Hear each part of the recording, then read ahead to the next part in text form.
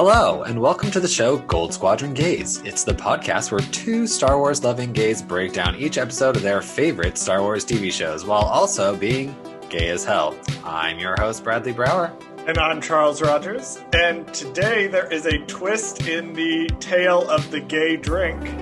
I was trying to get a pink drink, which I've been getting religiously since someone introduced them to me. And I had to put blackberries in it instead of strawberries. This is the most exciting thing to happen to me in weeks. Has been changing my fruit in my gay Starbucks drink. I was like, okay, that just makes it look a little different, I guess. It almost kind of looks a little gayer with the purple and the pink in there. I don't know. I'm still experimenting with finding the gayest drink at Starbucks for these podcasts. I mean, I think pink is, you got it. I don't think you need to keep searching. I think that's the one. I don't know. I feel like I can do better. I feel like I can challenge. Maybe I need to branch out and go to more coffee shops besides just Starbucks. You know, I saw on the TikTok these girls who work at Starbucks, and they made WandaVision refresher. So maybe that'll be like the next like gay drink. Did they say what was in it? I mean, you know how like if you were to go up to okay, by the way, people, don't go to Starbucks and say, I want a WandaVision refresher, because they're not going to know what the fuck you're talking about. It was like probably like you'll be the story in the break room. It was stupid. It was just like they took like a dragon fruit refresher and they just put all the lemonade at the bottom instead of mixing it, and then they poured the juice on top so that it looked like an ombre, like red to white kind of situation. That's all it was. That should be my experiment once I've moved out of my current apartment, which is kind of a temporary setup, and into something more permanent where I can go to the same coffee shop over and over again.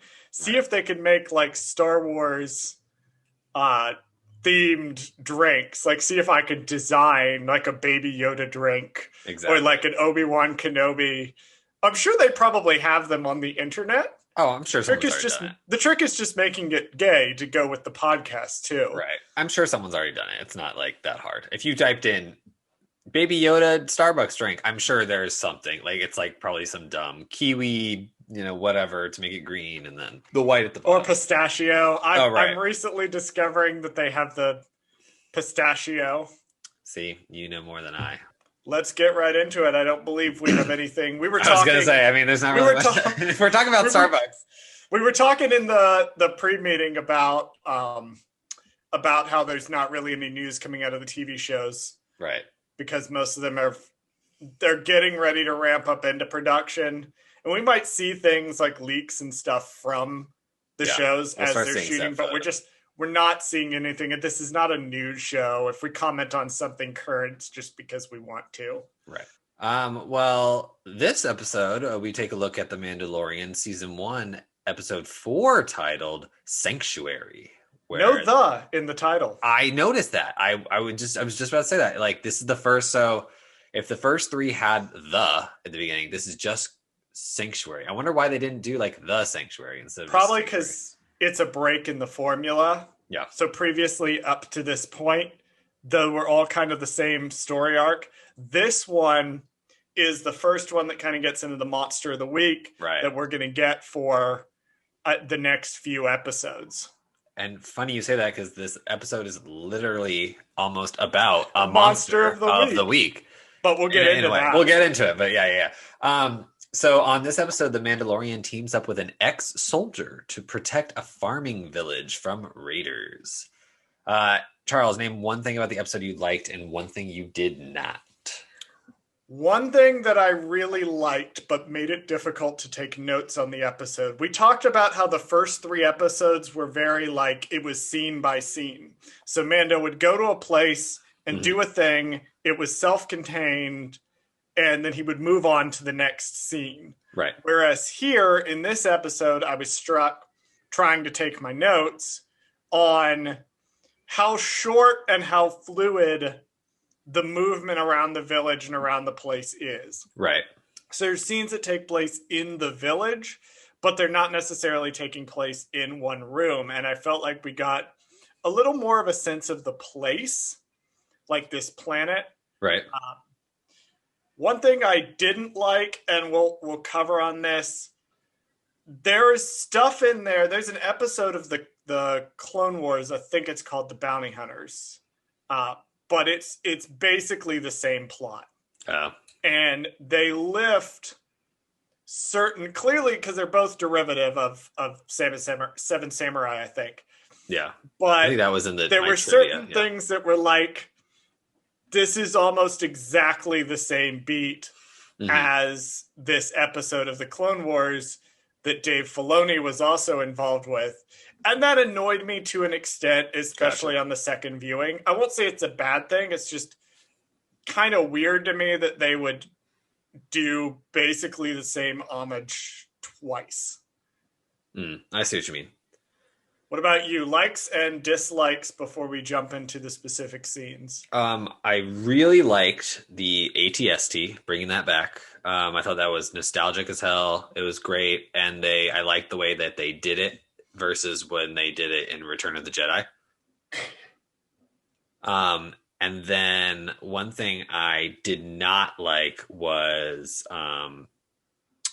the new character of female shock trooper, not because of the actress, but because of just the whole, look, a woman can be a soldier too. A woman can be a rebel too, like kind of situation. I don't know. That's the way I felt. I'm on the other side of the fence with that because when she first premiered, I really liked that element to it. And I remember people didn't. Yeah. Because we're used to seeing a lot of the standard male trooper. We didn't see a lot of females. So to have a female rebel soldier that's also kind of this shock trooper, I really liked that. I thought, and I didn't think it was too, I didn't think it was too in your face. I don't think that if they had made the character male, it would have changed that much about it. Disney, the way they do their like representation as far as gender and race is, they're making sure that everything is kind of a nice mix, right? That those boundaries really don't exist. Like if you watch the sequel trilogy, like there's people of different races and genders on both the Resistance and First Order side. So right. I can see how it might come across that way, like considering she's the first one, but I'll bet you as Disney keeps going forward, we're going to see more characters like her. Mm-hmm. No, I don't mind the character itself. I think I just didn't like the fact that they were like, oh, it's a rebel, whatever. Like, I guess I find that boring because we're in this Outer Rim area. Like, why do we need somebody from that storyline, Like, that's kind of more where I'm going for. So okay. So your concern was that just that they're bringing more stuff from the original, like, Rebel versus Empire thing. Yeah, because I think what I would have rather had is her be a female bounty hunter. I think that's what they were going for, and I think they leaned too heavily into the shock trooper thing. Maybe a bit in this. Well, we'll talk about her when we get to her in the third. We'll talk about her when there's other scenes. But Yeah. So, we'll start at the beginning. So, I thought this was the weirdest opening. I don't know because I didn't even remember this. So, I was watching this the second time around, and we start the episode underwater with the blue krill. And I thought, this is a weird teaser opening. Like, it was so weird. Like, I was just like, what is this episode about? Are we underwater this episode? Like, and then you see that they're actually farming the krill. And I thought I was like, wow, I don't think Star Wars has ever had an opening like this that wasn't like a spaceship opening or like a planet opening or whatever. So this is like the first new opening. Episode 2, I noted that this was another, like, it was almost like the same type of shot as the second episode. Where remember we had the lizard. That was the opening of episode 2 was the lizard, and then his foot comes in and it's seamless. Yeah. Here you can kind of see where the seam is. Yeah. But it's still pretty impressive to have the fish, and then it kind of goes down and comes up to the live shot of the villagers. Mm-hmm. I liked, when they pulled out and they showed. For some reason, the droid on stilts stuck out to me. Yeah, I thought he was cute. Shots. I thought it was really cool. Like that because it actually, they reminded you with that, just because it's a primitive village doesn't mean they don't have robots. It doesn't mean that they don't have aliens. It doesn't mean that they don't have, technology, because it is Star Wars still. They're part of this universe, Right. the different aliens and the different Right. droid integration and all that. That's part of the universe. Right. And I loved it. He The was village, so cute. the village might have 1 or 2 TVs in the whole village. Same thing, the village might have 1 or 2 droids that they all scraped together and bought to help out with farming. So it's very sad when the bad things happen to the droid later on. Even when in this scene, right? Because you get the Clatoonians. Is that what they're called? That's such a Star Warsy ridiculous name. It sounds more Star Trek than it does Star Wars. You know what I mean? Like, it's kind of like the Klingons. Like, it's like the Clatoonians. Yeah. Like, I don't know. It doesn't sound. I used to. This was a fun perspective for me. Mm-hmm. When I was living in Alabama, I wanted to keep my acting skills sharp. So I actually was in several Star Trek fan films. I know nothing about Star Trek. I still know nothing, but they would give me these scripts. Oh, okay. And I would look at it and be like, I wonder if this is like how Alec Guinness felt getting these scripts, or Werner Herzog getting these scripts. It's like, I'm saying these names, but I don't know what they mean. I'm just saying the dialogue that's written for me. Right. Yeah, and so these Clatoonians, we've seen them before. Yes, I want to say they're the guards, right? Or is that not the same thing? I believe they are the guards in Jabba's they're palace? Not the Nikto. Oh, is that what I was thinking of? Oh, okay. You may be thinking of the Nikto. Yeah, what are Clatoonians? Because I thought I was thinking of the ones from the second episode. I guess that's what they were, but we have seen them. I know we've seen them before somewhere throughout. They've popped up occasionally. They were in Return of the Jedi, right? They've popped up. I've mentioned a few places. The Aftermath trilogy. I'm just scrolling through. If, in case you haven't noticed on these episodes, sometimes we have to pull up Wikipedia and check something in the middle of recording. Mm-hmm. They've been seen in the Clone Wars in 2 episodes, so they've popped in and out. Okay, so they're just random. They're just another alien that they can pull out. Gotcha. But checking the page for the canon and legends, it doesn't say specifically where. At least from skimming it, they were in Return of the Jedi, but they were in Return of the Jedi. Okay, cool. That works for me. That's all we need to know about them. Yeah, because they don't serve any other purpose. It's just the bad guys this episode. So, nameless bad guys. I'm fine with that. They're the bad guys. This episode gave me really, really strong, and this scene was what kicked it. Mm-hmm. 2 Towers vibes. Lord of the Rings, The 2 Towers. Have you seen that movie recently? Actually, funny enough, I have, but I don't know what you're talking about. The scene where they burn down, the Uruk-hai show up and they burn down the village in Rohan. Okay. And they hide. Do they hide in the water or something? They don't hide in the water. I was just the way that they shot and had them, these kind of orc-looking aliens come in, and the one had the big sword. And I'm going, this reminds me a lot of just that one specific scene. And it will not be the only scene that reminds me of a shot from the 2 Towers. But I was like, clearly the director of this episode was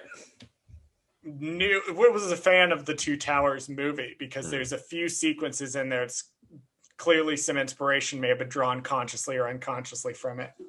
Yeah, and I thought when they were hiding in the water under the basket, I thought that was so clever. I was like, because if I were the bad guy, I'm not going to be going in the water looking for people, I don't want to get wet, kind of thing. So I thought it was just funny that they were like, oh, we'll just hide under this floating basket. I thought that was so cool. And I also thought, how good are these blue shrimp that all these assholes are coming in to steal this krill? Because they said they make some kind of drink out of it, right?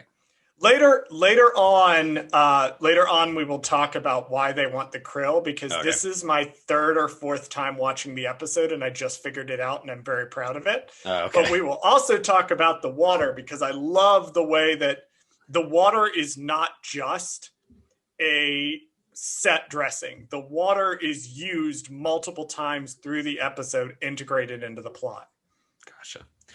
Well, and then our title screen comes up, and we get the title of Sanctuary. Now, what does sanctuary mean in this episode, Charles? A sanctuary being, a place where you can be safe. It's generally a place of peace and relaxation.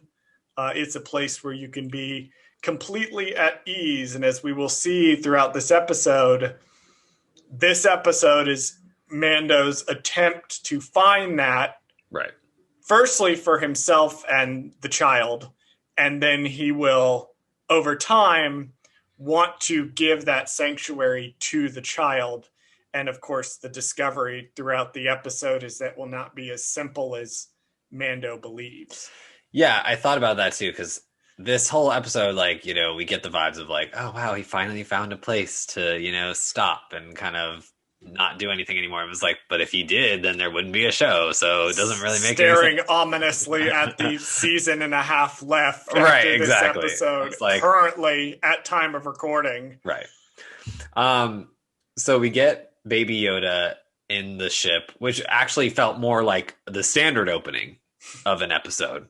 They kind of are in the ship in space, which I thought was funny. You do that in people's cars too, where it's just you're sitting there and you're looking at it's like your rich friend and they've got this car that's got all the shiny buttons, and your brain is like, I want to push the touch button. That. I want to know what this. Why does your car have so many buttons? I know that you're a corporate lawyer, right? But I really want to know. What do these buttons do, and can I press them? And he does, and he just presses random buttons, and then Mando's like, don't touch that. Don't touch that.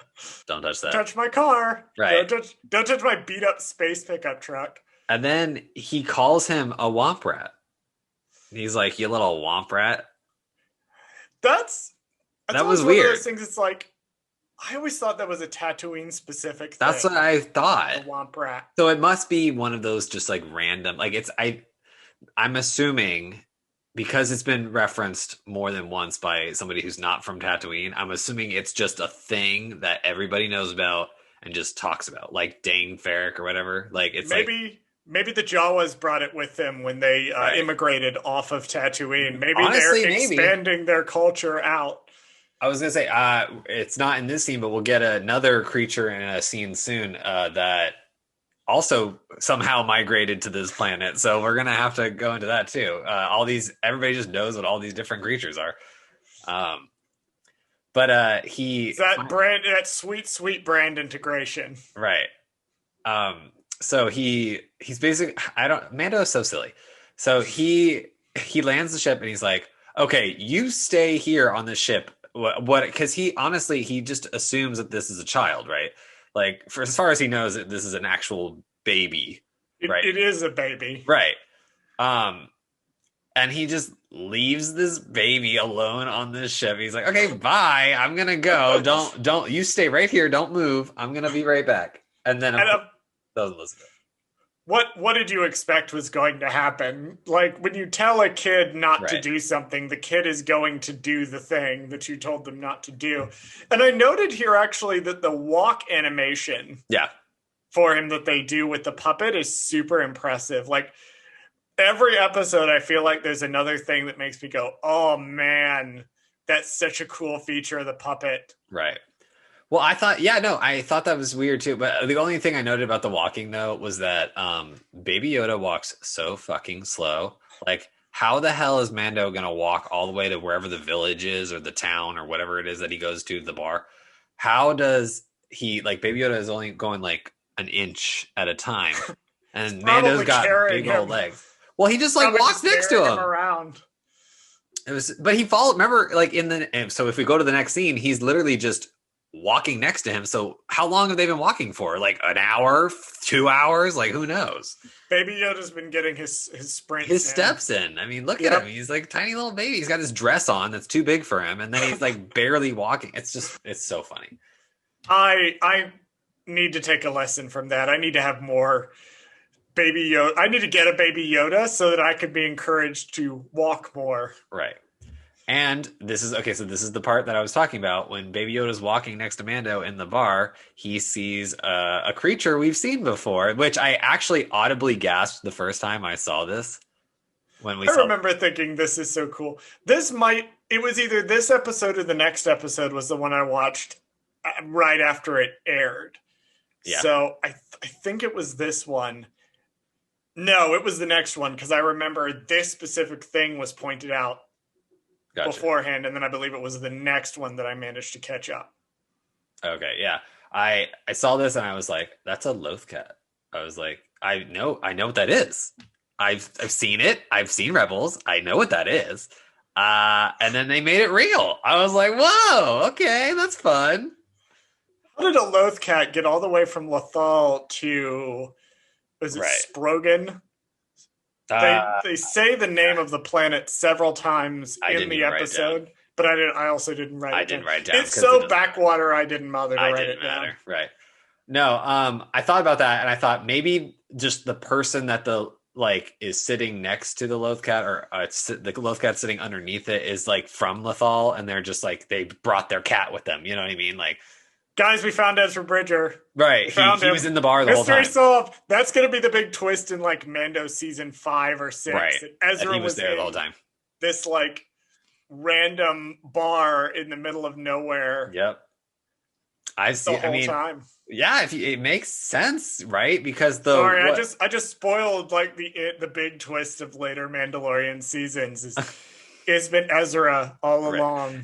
Ezra was the Mandalorian the whole time. I can't remember if that was a theory. Was it? I mean, that would have been good if they did. That would have been good, but I can't remember if that was a theory. It should have been because it kind of makes sense. Yeah, because you know what? It would have been a good way for him to hide. You know what I mean? Like no one knew who he was because he was always wearing his helmet, kind of thing. Like he's got some connections to the Mandalorians, having worked with Bo-Katan and Sabine and these other Mandalorians.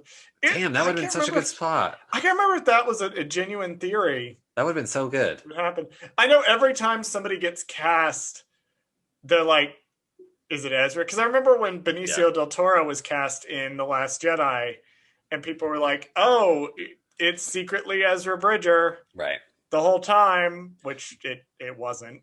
Do you think they'll ever...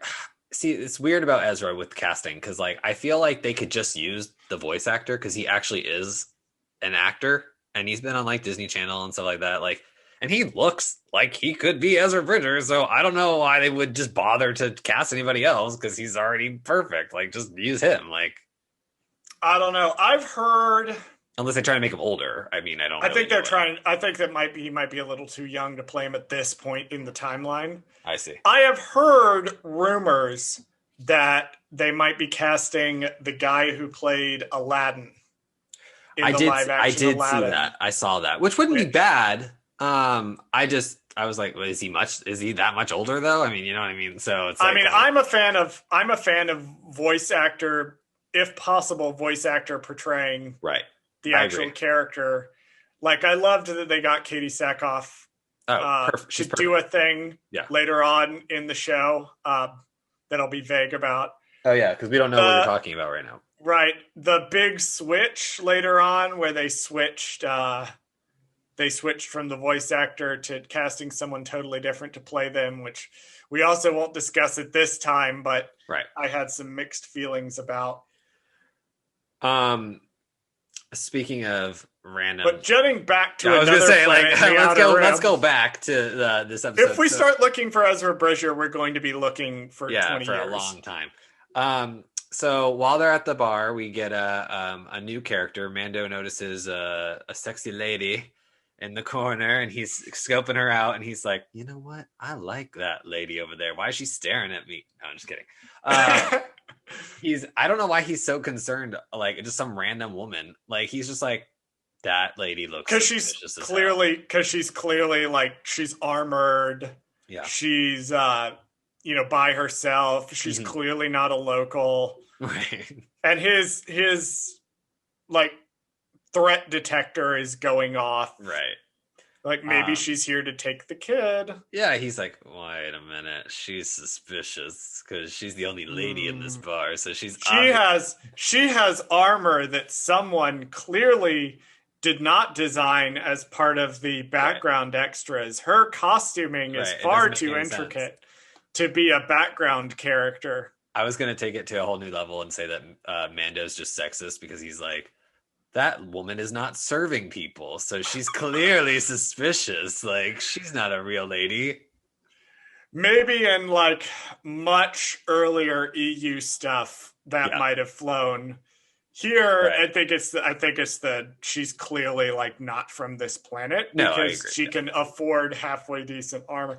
Right. It's one of those, if somebody shows up, is sitting at the end of a dive bar in an expensive suit, you're going to be suspicious. Yeah, you're like, huh, okay. Unless it's like a go-go bar, in which case you know why they're there. Right. And who is this new character? This new character, we will learn, is named Cara Dune. And she is portrayed by Gina Carano, who is an MMA fighter, which will be relevant a little bit later in the episode. Well, I guess that makes a lot of sense then, why they chose her. So he's harassing the waitress, and he's like, hey, who's that lady over there? She's like, I don't know, dude. He's like, here's some money. And then she's like, oh my God, thank you so much. Like, I thought when I watched this, service industry vibes, where service industry represent, like, right, that's the way to do it. Just throw money at people. I swear, when I watched this, I thought she was thanking him for just tipping her, but I thought he was tipping her for information. Like, he wanted her to tell him more, and she just didn't know what else to say, so she was just kind of like, oh, well, you know what, let me get you that food real quick, because honestly, I could take it 2 ways. She has a really interesting line too, this waitress that, or the I guess owner of the shop, where she mentions that, he orders bone broth, and she's like, well, I just, finished killing this thing, so we've got it fresh. And I went, wait, does she like go out and kill her own food? Well, I'm thinking there must be some kind of native thing. Metal. It must be some kind of native creature or something that you can just like, I just love the idea that there's this restaurant owner who like moonlights as like this master hunter. Yep. Where she goes out at night and just takes out her frustrations on her customers just by killing things out in the wild, and then comes back and serves it to them. So it's this ongoing cycle of like, the customers are frustrating, so she goes out and kills things and serves it to the customers. Like, I thought that was hilarious. Makes sense. The idea that she like goes out and hunts her own food and butchers it herself and then serves it to people. Makes sense to me. Give her own Disney Plus show. Okay, I wouldn't go that far, but no, I liked that after, he's talking to her and distracting her, then, oh my gosh, this lady, hot lady in the corner is gone all of a sudden, and that's not suspicious at all. And he's like, watch the kid or something. Right. I'm gonna go out here and do something. Do adult things. Right. I'll be right back.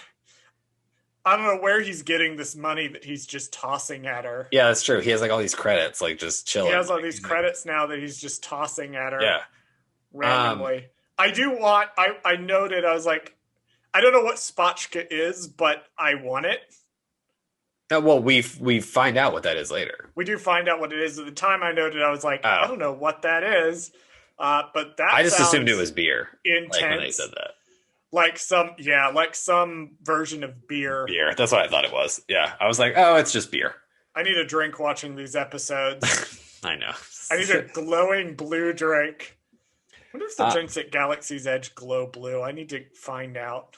I know they have the blue milk and the green milk, but I don't know if they have spotchka. They should. You can buy alcoholic beverages at I don't remember what offhand, because my brain immediately filled in with Aunt Z's Tavern, and I went, that's not right. There's only that's two Rebels. Not Rebels, Resistance. There's only 2 places in Disney's park that sells alcohol, I believe. One of them is I think it's called Olga's Cantina. Hmm. I believe one of them is the place in Star Wars land Oh, sells uh, alcohol. oh, see, I was thinking it was because I know there's a VIP club that you can be a part of at Disney, and I forget the name. It's like Club 33 or something like that, and it costs like $30,000 to join, and then it's an additional like whatever a year. And they're one of the only places in the park that serve alcohol. Um, but for public reasons, I think you're right. I think there is a new place in the Galaxy's Edge that has alcohol because you know Star Wars parents want alcohol too, not just Disney parents. So It's there for people like my friends who are going to have to come with me the first time that I go, in that by the time you've ridden the Millennium Falcon 5 or 6 times, it's 2 o'clock in the afternoon, and that's a reasonable time to start drinking. I think if you're going to have to ride the Millennium Falcon at least 3 or 4 more times. I agree. And I also think he back to Mando. He somehow he can see her footprints when he leaves. Did that strike you as weird? Like, what was Yeah, that comes up. Like, this is a criticism I have of the show. that? Okay. Because, like, his visor thing does whatever it needs to do to communicate relevant information to the audience, and he never uses it otherwise. So, like, the thing where he could go in and, like, listen in using the scope of the rifle in episode 3, I Right. don't think that comes up again. I think this might come up again where he can, like, track things using his visor, but it's essentially there to communicate to the audience, like making sure we are aware of where the footprints are. And I'm like, I kind of wish they'd be a little more consistent with it in the show and like find ways to communicate this that are not Mando's helmet can do another thing Yeah. or I his thought gear can do another thing. I thought maybe it was just more like not a maybe it is maybe more like a heat sensor kind of thing. Like obviously, if she had just stepped there, the footprints would have been a little bit more hotter space than like the other because of friction or something. I figured It's that's a what it was. body heat Yeah. thing, but like, I don't know. It's part of the territory, I guess, to have the. Right. It's a natural extension of picking up the TV remote on set and having that be the, oh, I can now track the things because of space technology magic. I mean, Right. Yeah. for fuck's sake, it's a franchise about magical space wizards. That's I mean, true. I'm not gonna throw a huge fit because they got lazy and were like, this is the way we have to Yeah. communicate this to the audience. Yeah. I mean, it was fine. It's whatever. And then she attacks him, obviously, because the footprints disappear because she jumped up on the roof or some bullshit, like, which is fine. She's like hanging on to like a fence post. I don't even know what it was. And she like swung down and kicked his ass, like, which I get, like, but at the same time, it was so predictable. It was like, oh, her footprints disappear. Tropes. Yeah. Trope. It's the whole thing is just built on tropes. And this is the fight that I went, oh, that's why they cast. I mean, if you're going to cast an MMA fighter, you want them to do the hand-to-hand fight Right. at some point. But I just love the visceral nature of the fight in general. It reminded me a lot of my reaction watching the lightsaber fight in The Force Awakens, where really 2/3 of the participants don't really know how Know what to they're use doing. a lightsaber. Right. So they're just kind of swinging it wildly. Or the Return of the Jedi, when Luke absolutely loses his shit and just starts wailing on Vader Yeah. with no finesse. He's just like Yeah, it's beating just the pure rage. shit out of him. I was like, I love those really visceral fights, and this one was one of those. But, that's just me. Yeah. Well, I love how it evolves into another use of bad flamethrower. Yeah, I had that in my notes too. Like, Like the flamethrower is still shit.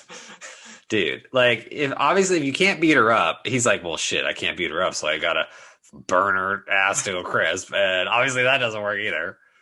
The final battle of the Mandalorian, the entire show, is going to be like in the Mandalorian throne room or something, And he's going to beat whatever the big bad of the series is by using the flamethrower.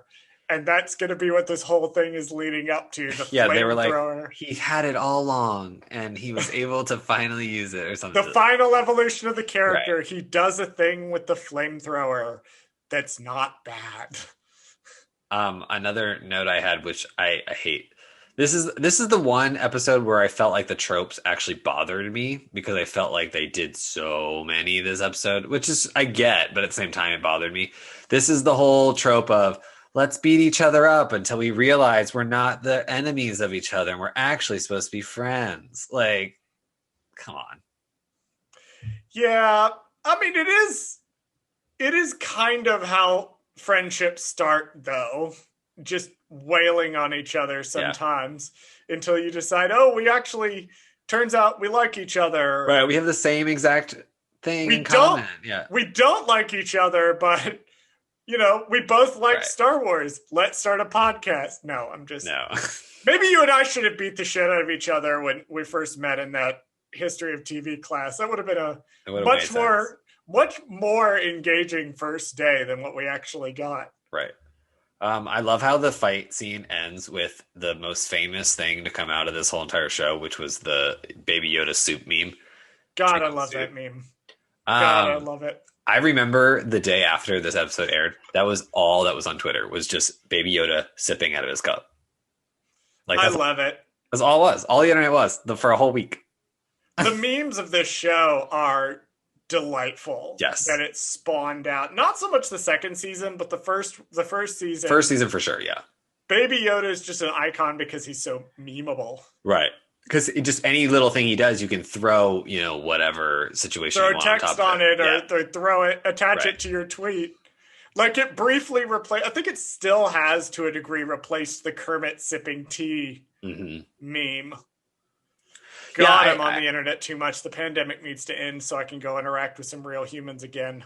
I think that actually was like a point that somebody brought up, was that like the Kermit meme is dead, and so now Baby Yoda thing is the live Baby Yoda. Right.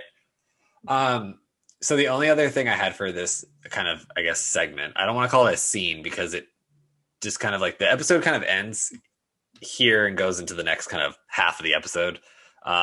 They are really like segments. The scenes, like I was mentioning in my likes, they move dynamically between areas of this environment. Yeah, it was weird. My notes are so weird like that because I'm like, this is kind of the end of this section, like because they have this little conversation. I didn't really have any notes about their conversation other than the fact that Mando goes, well, I guess this planet's taken, so we gotta go somewhere else. Planet. The whole fucking planet is taken. The whole planet. I was like, is this planet the size of like the state of Georgia? And they're just in Atlanta, and they're like, well, and I don't feel like living anywhere else but Atlanta, so why the fuck else would I stay here? So I'm just gonna leave and go to another place. Time to move to Tennessee.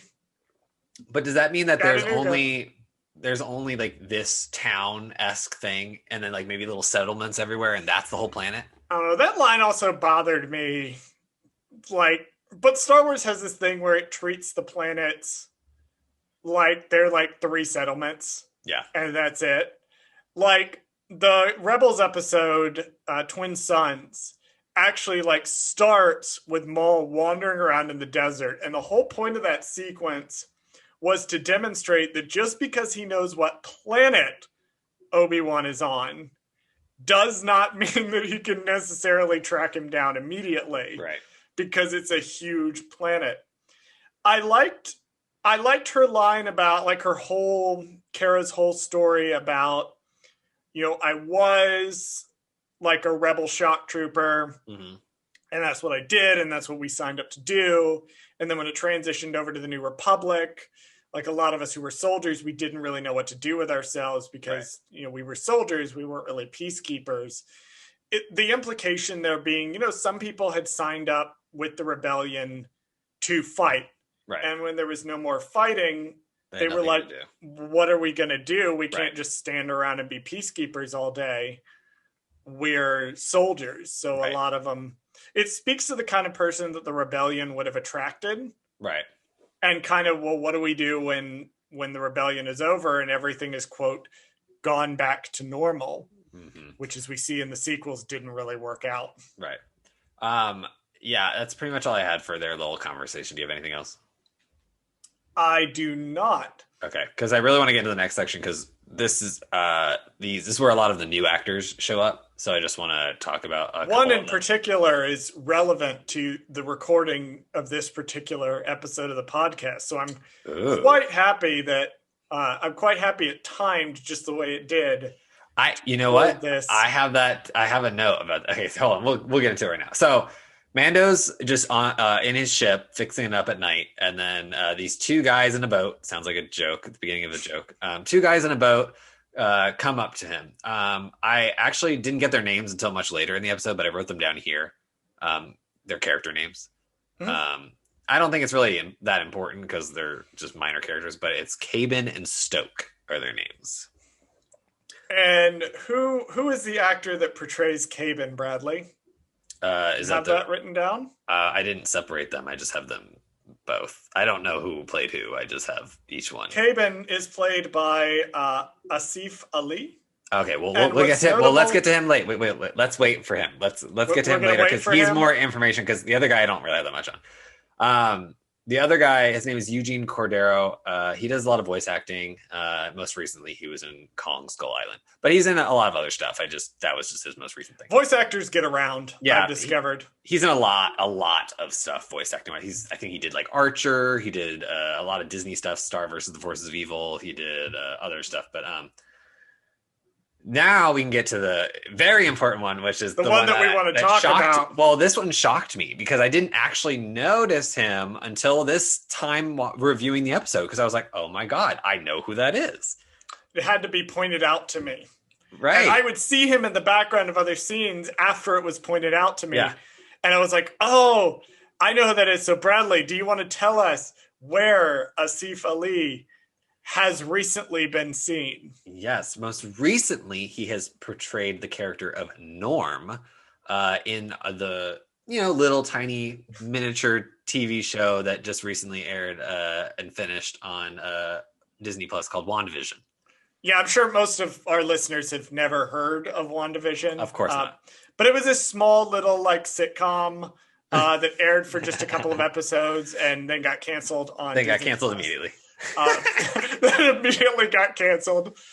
I thought it was so cool seeing him on this. Yeah, it's neat. I've mentioned on other episodes that we do a pre-meeting, and every meeting we talk about WandaVision. So it was neat to be like, oh, we're going to be able to come to this episode and talk about this actor who was in WandaVision, which we've both been watching. I know, isn't that weird?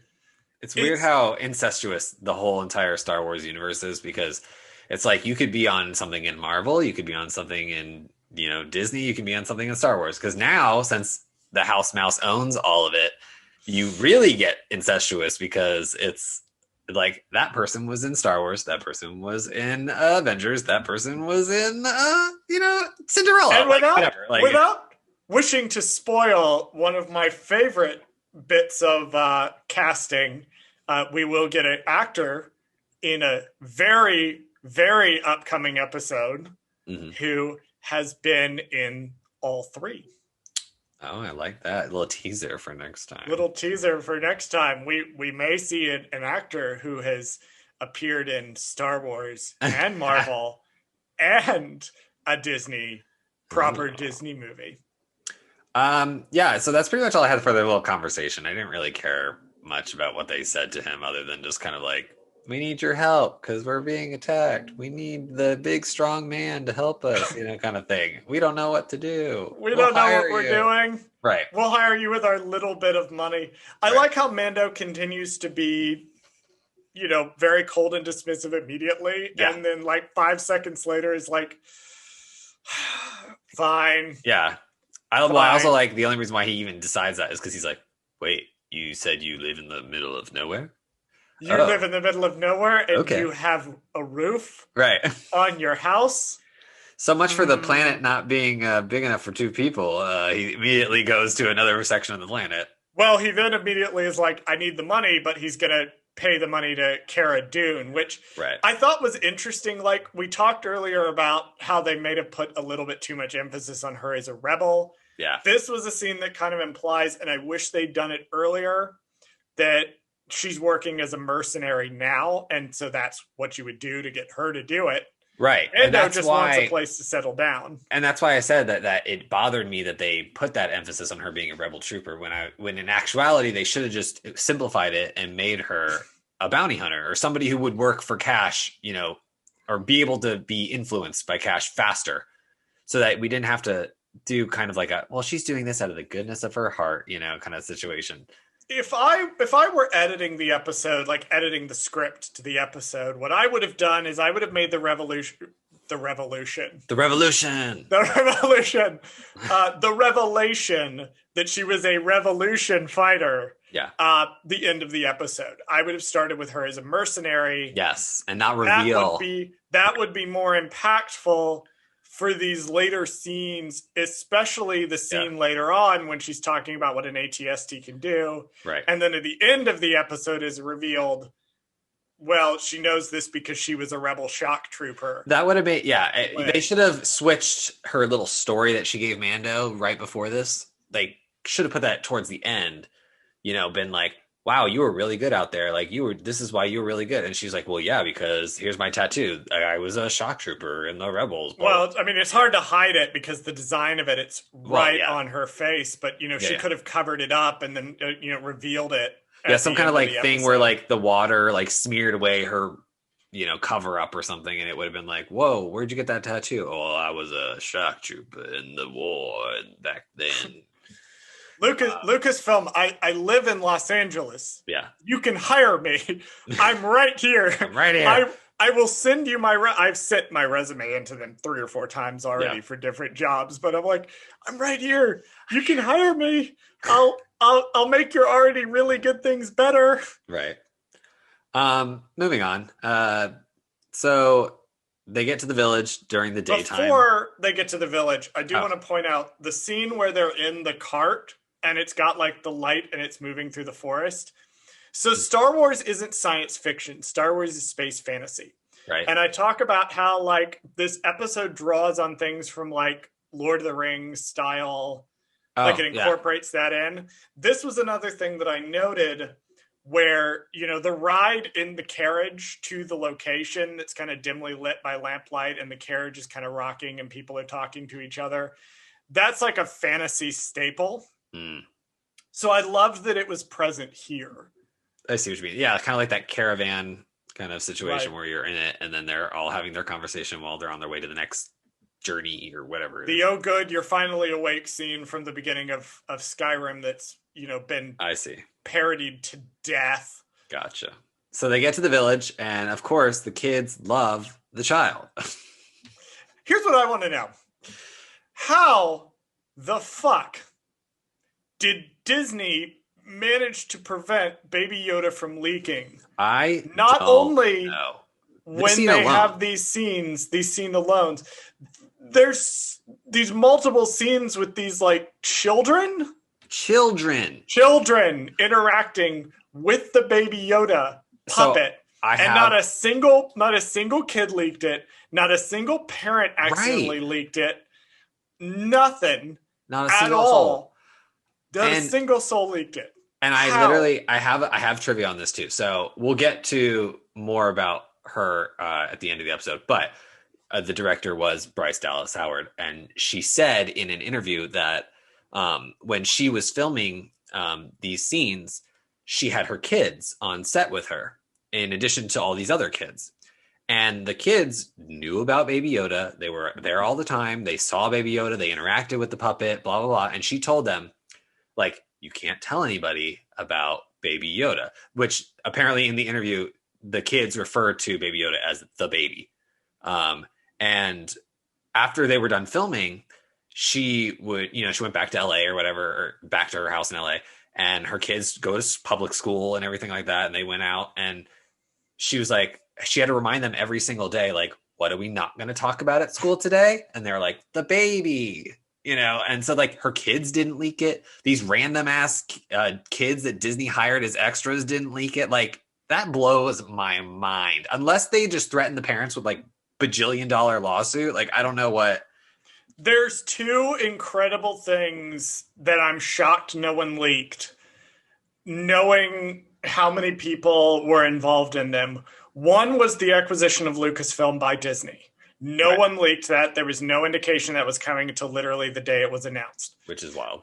The other thing was Baby Yoda. Yeah. Looking back on the first season and seeing just how many people, including young children, interacted with Baby Yoda, and nobody knew a thing about it. And like, they were super cautious. They didn't have any Baby Yoda merchandise ready for Christmas that year. Right. Specifically because they didn't even tell any toy companies about Baby Yoda. Right. Because that's how these major leaks happen. That's how Kylo Ren's what he had on beneath the helmet was leaked. It was leaked by a Lego set. Right.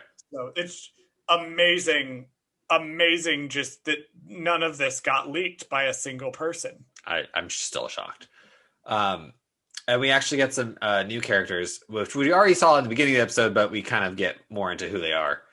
The characters of Omera, who plays our lady villager, and then her daughter Winta, which her daughter's not that important, but the lady is, and she's played by Julia Jones, who we've seen before, not in Star Wars, but she is best known for, well, at least what I recognized her from, because I was like, she looks familiar. Like, she's not just some random lady who got a part in a Star Wars thing. So I know her best from two things. One is she plays the female werewolf in the Twilight movies. Of course, that's where you know. Of course, she was in Eclipse. It is. She's played the lady werewolf. Because there's only, of course, in Twilight, only one girl can be a werewolf in that story, because everybody has to be either a sexy vampire or a werewolf, and all the werewolves are boys except for one girl. Now, Bradley, how old were you? Because I was in high school when those movies. Oh, I was in middle school, early college school. When those movies were coming out. So were you a Twilight fan? I definitely read the books, but I wasn't like a fan. I was in like the 5th grade, I think, when Twilight came out, so I wouldn't have read it right away. I would have waited until probably the 3rd book had come out by then, which is like 7th grade-ish is when I would have read them. The real question is, were you gay enough at that point? Oh, hell no. No. Twilight's no, even for gay, Twilight was stupid. So I just recognized her from that, but more recently I recognize her from another TV show, which I really love. And she plays the love interest from a character in Westworld. She plays Which season was she in? She's in the 3rd season, I want to say. Because I've only seen up to the end of season 2. Oh, so I haven't seen season 3. There's a Native American character who's very important to the plot in I don't know if it's the 3rd or the 2nd season, but he's one of the robots. The 2nd season, I remember because his episode was one of my favorites. Okay, yeah. So she plays his wife, in quotes, in the park, or she did in his past story. In the past, sorry, we're not going to get into how complicated Westworld is right now, but she just plays a Native American woman. Multiple podcast episodes trying to explain the plot of Westworld. Right. She plays a Native American woman robot in Westworld. If that makes sense, simplify everything. Sure. I love Mando's huge like divorced dad energy. Yeah. Oh yeah. With the baby in this scene, like. Can I feed the baby? Sure. Sure, go ahead. Can it? She's like, can I play with him? Sure. Like the subtitles actually say size, sure. Size, sure. Yeah, I saw that. And I thought it was so funny because then when she takes the baby out to play or whatever, he's like, no, I don't think we should. And then the mom's like, dude, it's fine. Like, they're kids. Like, they go play. It's okay. You can let them go. It's okay. He really does have the vibe of like a divorced dad who got custody of the kids and doesn't know what to do with them. Right. And I like the one not, she didn't say this word for word, but she basically says to Mando, she goes, I noticed you didn't eat in front of all those people out there. And I was like, all right. She's like, are you self-conscious about eating in front of people? You know what I mean? Like, she didn't say that, but that's kind of what it feels like because he's like, he doesn't take off his helmet. So it was just really hilarious. Yeah, and I loved they go through this conversation and she's like, when was the last time you removed your helmet? And he's like, I wasn't yesterday. And he's like, I don't know, yesterday. When did you remove your helmet in front of other people? When I was a kid. When I was like 8. And like she keeps asking it, he basically shuts it down with "This is the way." Yeah, and it's like, how is she supposed to know what that means? How's she supposed to know what that means? Like, that's your built-in reaction to everything you don't want to answer about. And it's not like the tribe he told her this is the way. Like, well, it's not like he told her he was a part of a cult. He doesn't go like he didn't go, oh, I'm a part of this group where we don't take off our helmets. Blah blah blah blah blah blah blah. He didn't explain it to her. He just says, "This is the way." Yeah, he says, I don't take off my helmet. This is the way. Okay, you got it, dude. Yeah, I've been on dates like that. But then after they're done, she's like, okay, well, I'll leave you alone. Bye. Then he proceeds to take off his helmet and eat in front of an open window. The first time I saw it, that drove me insane. Like, it makes for a cool shot, but then I'm like, yeah, any one of those kids could turn their head at any moment, or this place is like not secure, or like somebody could come back in. Why would you take the whole helmet off and put it down when you could just as easily like move it up? Well, because we do see that in a future episode. I don't remember which one, but we do see him lift up his helmet and drink slightly and drink, and then put it back down. So why did he just do that? Like, what the fuck? Like, oh my god, that bothered me so much watching that scene because he had gone through that whole entire explanation of I don't take off my helmet, I don't take off my helmet, and then proceeds to take off his whole fucking helmet in front of an open window. Well, I mean, he is a man. So he's going to say things and then do other things when it is convenient for him. Oh my god. Do you have anything else for their little conversation? I do not have anything else, so we can move on to tracking the discovery. The discovery of what's really going what the Marauders have. Right. Which is a really cool sequence. Because they see the footprint.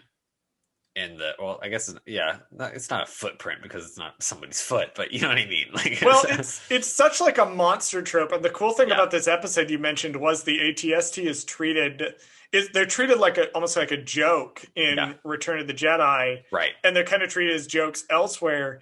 Here, they make it genuinely terrifying by incorporating some of these tropes of monster movies into it with finding the big footprints. It reminds me of that scene in Godzilla. Which Godzilla movie was it where they realize they're standing in the footprint? Was that the terrible 1998 one? Oh, I have no idea. I know what you're talking about, though. Because again, back to Bryce Dallas Howard, she said that a lot of her influences for this episode was Jurassic Park, because she's in Jurassic Park, or the new ones anyway, and she said that was one of like her inspirations was the kind of treating it like the T-Rex from Jurassic Park. So it's kind of like this, it might not be like the biggest monster, but it's definitely a monster. It's bigger than the main characters. Right. So it's very interesting how they saw that. And they were like, oh shit, this is an ATST.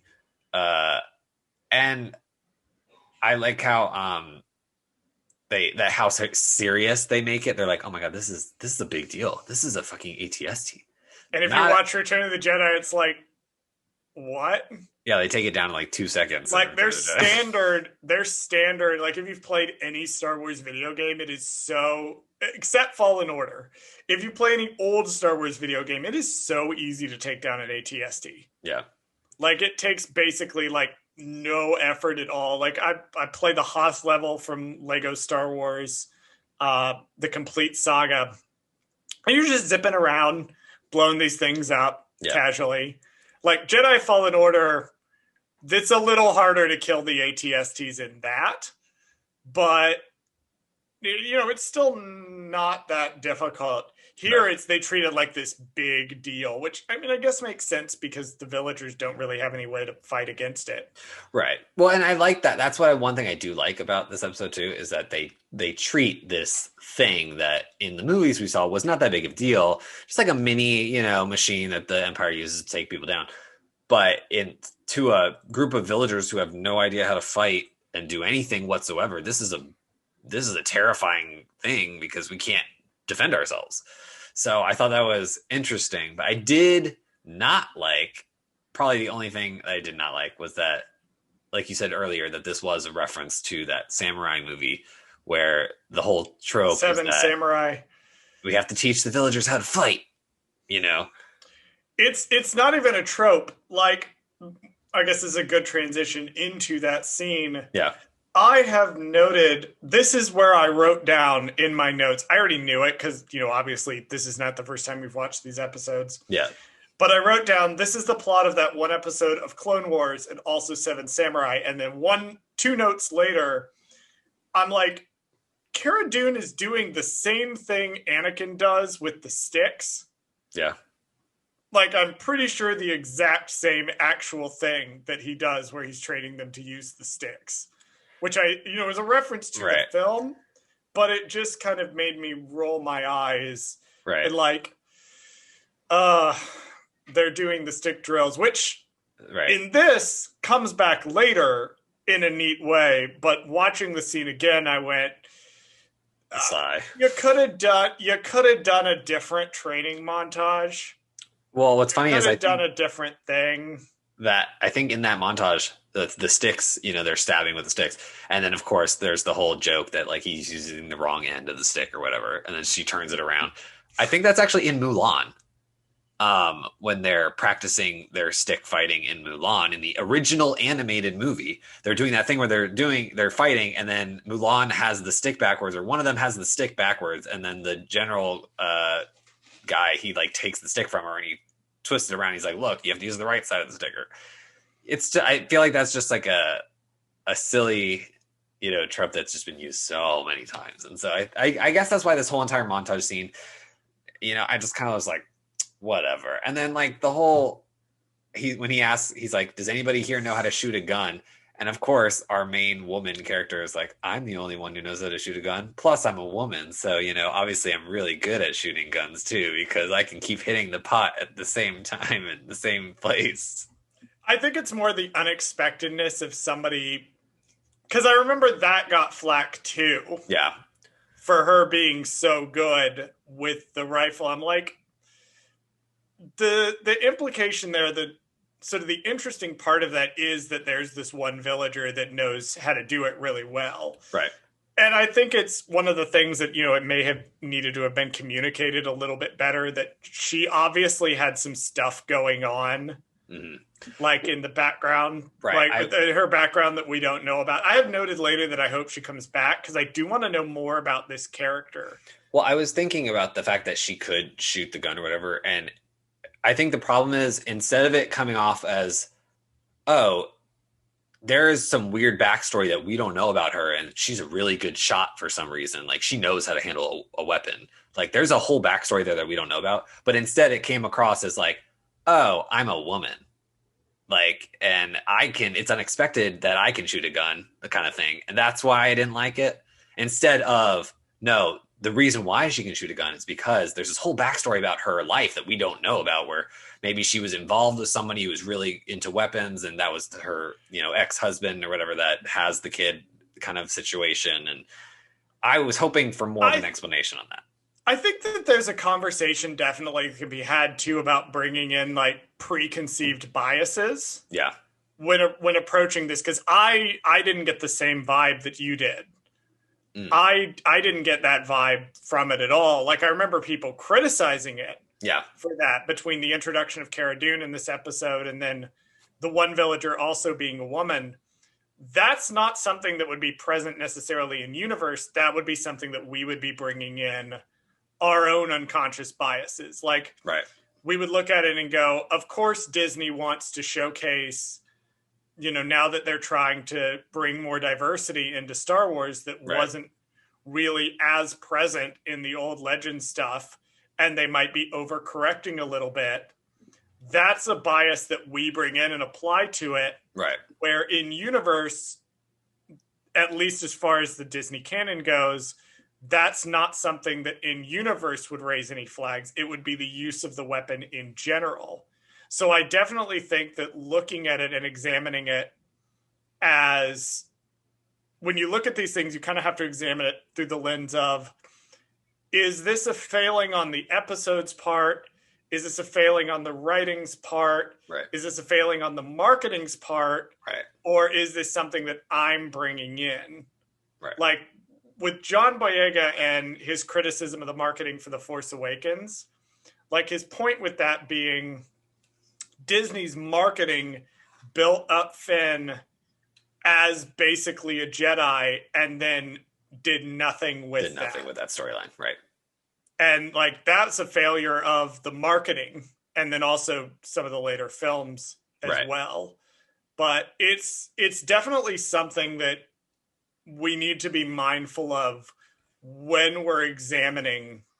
And even I have to check myself on it, constantly. Do I feel this way because of an external reason, or do I feel this way because, there's a problem with the marketing department dropped the ball, or the episode is just, wasn't the best, or wasn't written in a way to accurately convey it. Right. Do you have anything else about their montage scene? I do not, other than, no, I already said that I wanted to know more about the main lady's backstory. Right, yeah. So that's pretty much that's all my notes for that. And we move into the sequence in the woods. I really wish I had checked that Clone Wars episode before we started recording this. I should have gone back and rewatched that to see how much of it's the same. Well, maybe when we're done with this season, you'll have plenty of time to go back and watch all the Clone Wars episodes. Maybe there's a huge glut of TV right there for us to cover. Exactly. So yeah, they sneak into the bad guys' camp. They blow up their shit. I don't know why the liquid glowing is hilarious to me, but it is. Yeah. I only had 2 notes for that little mini scene, which was that the glowing stuff, I thought, so now we know that's the Spotchka, right? Yes. So the implication is that's the Spotchka, and I never put together until this episode. Yeah. Like, because they don't come outright and say what's going on with the Marauders, why they're raiding the village. Right. They leave it more up to, like, implication, but the implication is that they're bootleggers.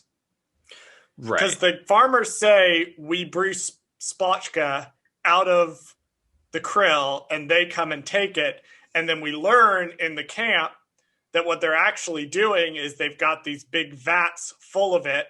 So they're probably letting the farmers get the krill, and they've moved in.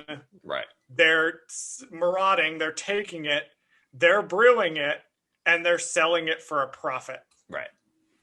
Yeah, it's kind of like, it's like a weird, it's like, so these bad guys are just selling beer. Okay, cool. Got it.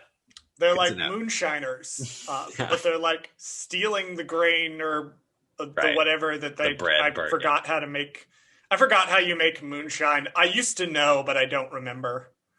The only other thing I had was that the bomb that they use in this scene, it sounds like Pac-Man. What? Like the theme, not Pac-Man's like moving sound, but like the actual music in Pac-Man. I don't remember. Go back and listen. The first thing that popped into my head was the Mario theme for some reason. No, like the now I have the Mario theme stuck in my head and I can't get it out. Thank you, Bradley. Right. This was helpful for my productivity today. Just like if you go back and listen to it, so it's just a slow beep, but like when you play it all together, it sounds like, I can't play it on here because of copyright reasons, but like I would implore you to go back and watch the episode one more time, or not the whole episode, but just that one scene. Listen to the beeping of it, and then go find the do do do do do do do do do do do do do do, like that main Pac-Man theme, and you'll be like, I see it. Oh, okay. See, now that you've done like the low rent version of that, okay. I kind of see where you're going. It kind of sounds like it. I need to go back and watch just this one specific scene. Right. Then we get our ATST appearing with the glowing red eyes. It actually makes it look really scary. Now that you mention the Jurassic Park, I'm like, I can see it. Yeah, this is where I wrote down Jurassic Park reference, but earlier on it just also reminded me, but this scene in particular is the official, like, I think, reference to it, where it, Bryce it's coming Dallas out Howard of the... knows a thing or two about running away from a T-Rex. Right. So I think this is where it's that kind of that whole thing where it's coming out of the trees and chasing them kind of situation. And it's just like a T-Rex coming out of the thing and chasing, So I thought that was very interesting how they did that. There's we cut to the village. Do you have anything on the appearance of the ATST, or can I jump into the note I really want to talk about with the village? So we cut to the village and we cut to a shot of the kids huddled up with baby Yoda. Yeah. And this was my other Two Towers note. Okay. Because I had Two Towers on the brain from the first scene. And this reminds me of the Battle of Helm's Deep, where they keep cutting away to the women and children that are in the caves. Right. Then the door's coming down, right? Or someone's breaking down the door. Yeah, that's later on, but like the shot of them curled up, I don't know whether she's consciously drawing off of the Two Towers, but there's a lot of stuff in here that reminds me of it. She might. And the other note I had before we jumped into the battle was, this was where I noted that I have some criticisms of some of her stuff in season 2, but Gina Carano is genuinely really good in this episode. Yeah. When she's shouting the orders, and then her earlier scene when she's talking about how scary the ATST is. Like, I don't know whether, she was working with a really good director this time, or they had just got perfect material for what she can do as an actress. But I definitely made a note because I was like, credit where credit is due. She's really good in this episode. Yeah. I thought so too. Like, I thought, well, especially since the whole plot is supposed to be that she is this rebel trooper, right? Sort of like she's this big, not action star, but you know what I mean? Like a very, someone who knows how to fight. She's a soldier. Yeah, she's a soldier. And so all of her scenes where she's like, cover me, like I'm going in kind of situation. And then like she gets really close up to the thing and she shoots it from, all those scenes mixed together. I believe it. I'm like, oh, wow. So she is a real soldier. She's really in the mud, Yeah, she nailed that. And the shouting the orders and thinking on her feet. Like, I mean, again, credit where credit is due. Mm-hmm. She's really good in this episode. And as far as introductory episodes, I remember watching it the first time and thinking, it's not bad. So yeah, they pretty much take down the ATST. I mean, there's not a lot. Yeah, I was like, there's not really much else to say, like, other than just they blow up the ATST. Just a solid, like, monster battle. It's real quick. It's not too bad. I love that the pools come in for the use in, like, combat. Yeah. I loved the sticks actually serve a purpose because they stab the bad guy. Yeah. Well, what I thought, so overall, this scene, it's very, it gave me like Vietnam vibes, like, because it's supposed to be like a rice paddy kind of situation where they're like in the jungle or they're in some kind of like tropical-esque, location, and it's a battle in a tropical-esque kind of situation with water. And I thought that kind of, they do kind of parallel that with all the different tactics to take out these guys. Definitely, and the usage of tactics against them, and the sort of primitive traps and things that they're using that are scarily effective because the marauders aren't prepared for them. I just love that, they train with the sticks, but then the sticks actually, do something. Yeah, at the have end. A callback, so that it was worth the whole training of me using the stick. Well, last time we taught you screenwriting 101, we taught you the Chekhov's gun. Right. This is a great example of setup and payoff, where we see the stick, and then the stick, isn't a one-off. The stick ends up getting used. Yeah. A little faster than you normally would see it, but, I mean, it still works. It's a self-contained episode. Yeah, it's pretty quick. Yeah, so it's not a big deal. So, yeah, they defeat the bad guys. They all go run away, and then Baby Yoda tries to eat a frog in the next scene. Baby Yoda's always eating, and that is a hardcore mood. I actually have a random note here, and I forget what it was, but helmet logic is what I wrote down. Helmet logic. I'm trying to remember what that meant in this scene. I had noted that this was a lot about this was where the point where the helmet is actually explained.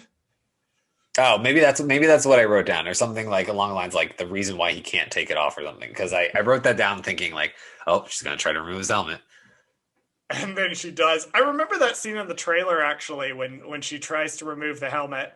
Like I remember that being in one of the early trailers for The Mandalorian. Yeah. I was shocked because it mentions, like I think Cara Dune mentions, something. It's been a few weeks. I'm like, it's been a couple. They've been just hanging out here for a couple of weeks. Like, what have they been doing? And I realized that. Okay, if they establish the fact that it's been a couple weeks, I could understand why this lady is so into Mando because she's been spending time with him. Before, she has no idea what this motherfucker's like. She's never seen his goddamn face, and she is like hot for Mando. Like it's like falling in love with somebody behind a blank Grindr profile. Like exactly, you don't know what this guy looks like. No idea what he looks like. And I think that's why at the end, where she's so comfortable, she's like, "I'm going to take off his helmet because we know each other now. We know each other's secrets. We can look at each other." Well, I mean, she would have won that because it turns out he looks like Pedro Pascal. Fun fact. Okay, are you ready for this? Ready. So here's where the trivia for the episode comes in. Pedro Pascal does not appear on screen as Mando this whole entire episode. Really? He is not in any scene whatsoever. It is all just voice acting. None of it he ever appears. It's always the body double in every scene. So one of the reasons why they couldn't take off his helmet was because he wasn't there. I think episode 5, which is the upcoming episode, I think that one as well I haven't looked up trivia for that one, but yeah, for this exact one, they said that because of prior commitments, he could not be on set. And so they just dubbed his voice in for all the scenes, and his double wore the costume for the whole entire episode. Because they were committed. They wanted Pedro Pascal for this. Right. And it's very obvious why, because he's incredible in the role. Right. Well, it's also too, I think also the planning for the future, as well. Like, I know they're establishing the fact that he doesn't take off the helmet, but obviously that can't last forever. Even just logistically, it doesn't make any sense, to hire somebody with a face, and not show their face kind of thing. It doesn't make any sense to hire someone with a face. Right.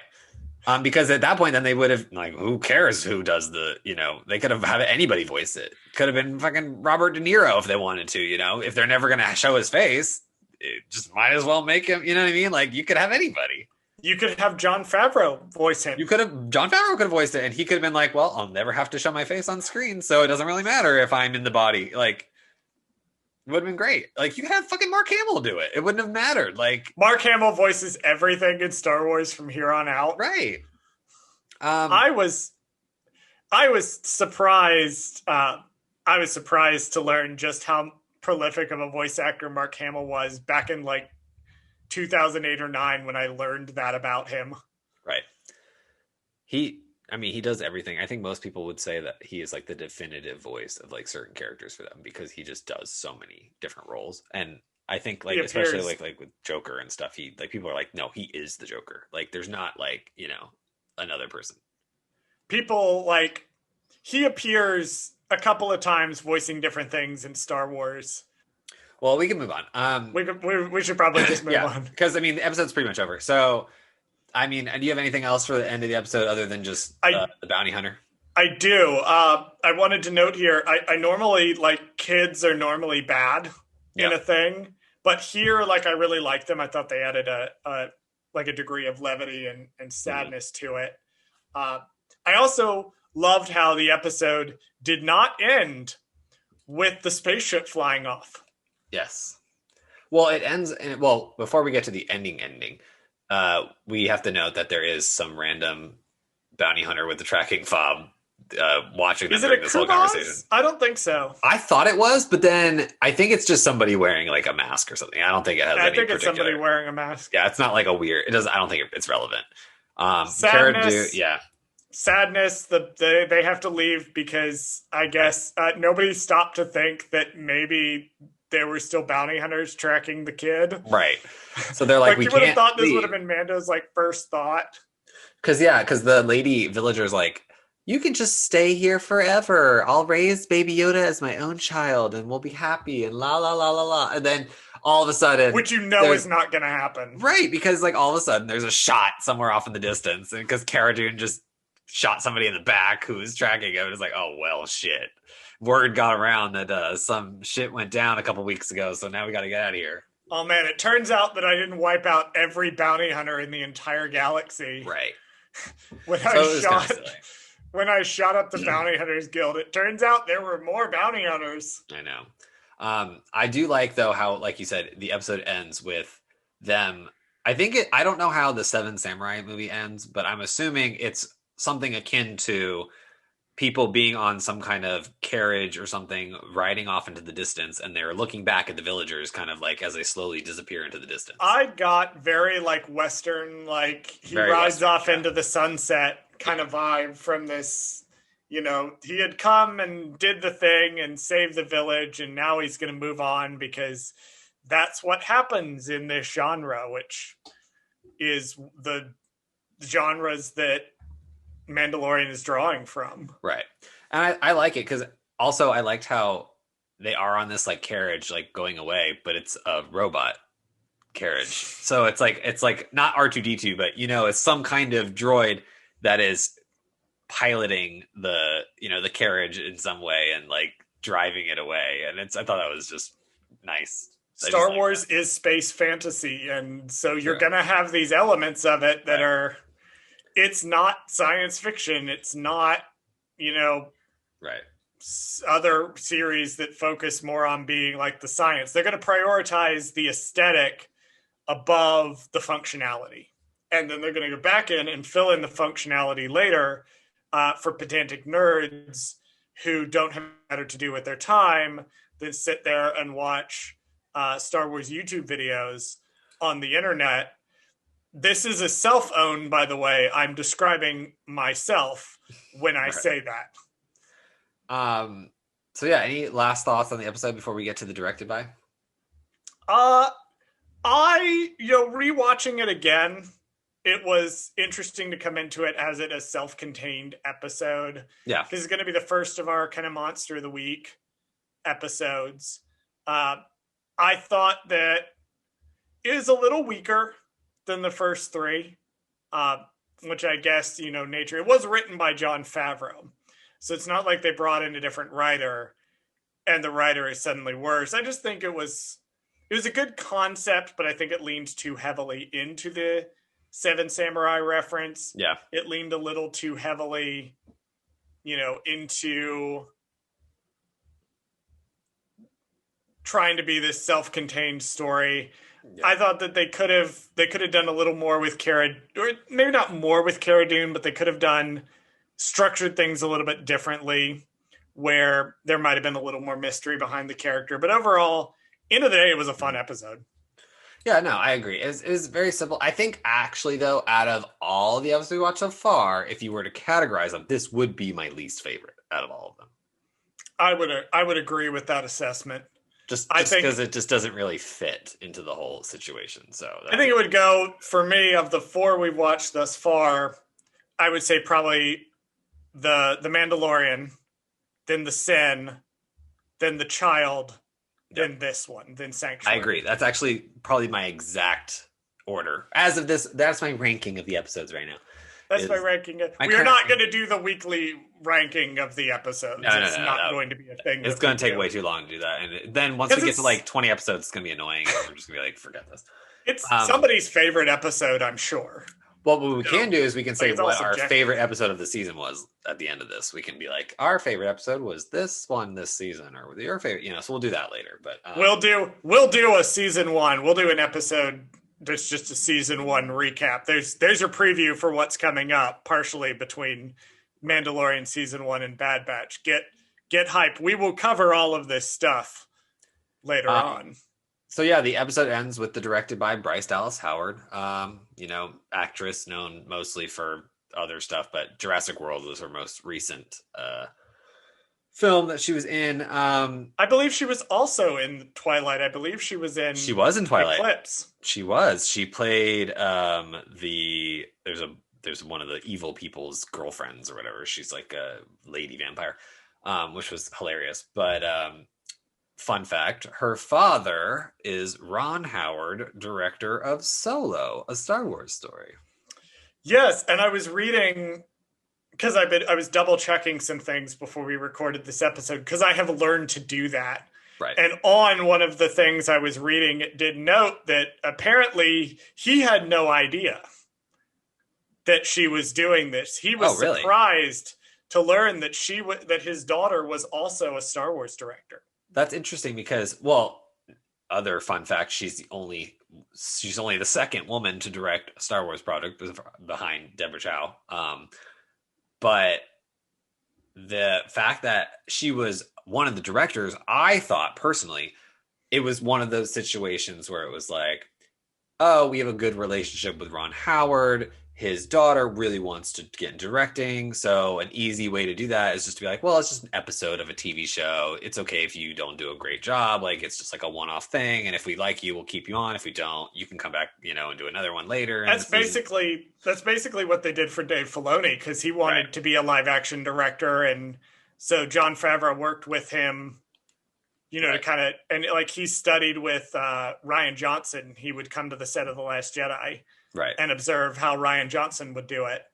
But I love how that, like, both people in the family have done this. So, like, I thought that was just like a fun little whatever. Well, Ron Howard is also, like, deeply connected to George Lucas. Bryce Dallas Howard is like somebody who's known, Lucas for a long time. Gotcha. Because Ron Howard, I think he was in American Graffiti, I think. And he's also, been friends with Lucas, I think, for many, many years. Well, overall, I thought it was a great story. Like I said, not my favorite, but not the worst. So it was okay. I'm ready for next week. I'm definitely ready for next week. It was baseline. It was fine. I wanted a little more from it. Yeah, but I agree. So there you go. There's the addressing of, we are not going to necessarily be completely praising of everything on this show. Right. Yeah, we don't have to be like, wow, that was the best episode I've ever seen in my life because it was the next one, the most recent one. No, I don't care. It was an okay episode. It was fine. Yeah. There you go. We're not going to be critical. We're going to be critical of some things. Right. That's that. That's all I have to say about that. Lucasfilm, you can still hire me. Right. In fact, if you hire me, I will stop being critical of things on the internet and just unabashedly praise everything. Right. I mean, I praise like most of it anyway, because most of it is good. All right. Well, that's all for this episode. Anything else? That is it for this episode. Our dank ferret count still sits at 1. Dang, ferret. That sucks. Dank ferret. It's still sitting at 1. Okay, well then maybe they don't overuse it as much as I thought they did. I think they get more later. I think it's like Carabast. I think they get it more later. Well, we'll find out. We're still sitting at 1. We will find out where we're going from here. And we are, I believe, as of this, we are halfway through The Mandalorian Season 1. Oh, wow. Okay. Well, I'm ready to see. I think it definitely starts to pick up after this, for sure. We'll see. I feel like once per episode, I'm going to choke on my gay drink.